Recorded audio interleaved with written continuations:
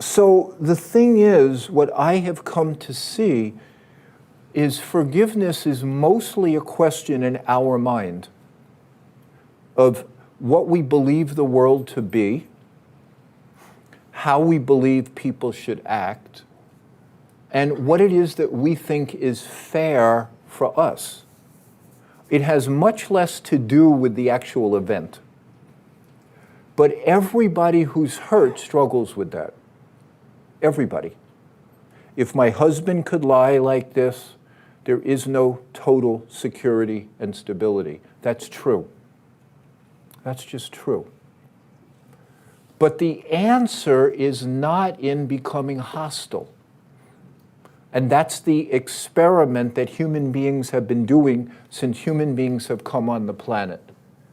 When we recognize that it's not safe, which is always, to protect ourselves, we become more selfish.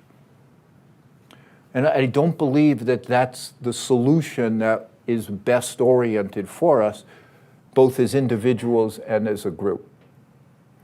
Forgiveness allows us to say that, yes, this hurt was awful, was inappropriate, was wrong, was anything, but I'm not going to allow that to change my character for the worse.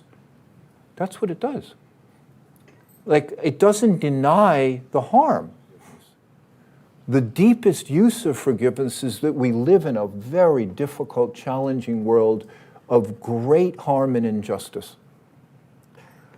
And that while we can forgive the individual perpetrators of it, because we have to, it doesn't absolve us of the responsibility to continue to try to have our hearts open to make the world a better place. You know, that being harmed, many of us use that to step away from a kind of trust in the world. You know, that I can't trust anymore. That, you know, and you see that all the time in relationships. You know, somebody was in a 20-year marriage where they find out that the hubby has been having a long affair. And I'm not trusting anymore. Now, the truth is it can take a while to trust again. But the deeper understanding is even from the beginning of any relationship, it's guaranteed to end. You understand what I'm saying? So it's like front-loading the wisdom a little. It's teaching this. So when you enter into a relationship, you know that that relationship is going to end. And it ends either by death or by mistreatment or neglect or indifference, but it's going to end.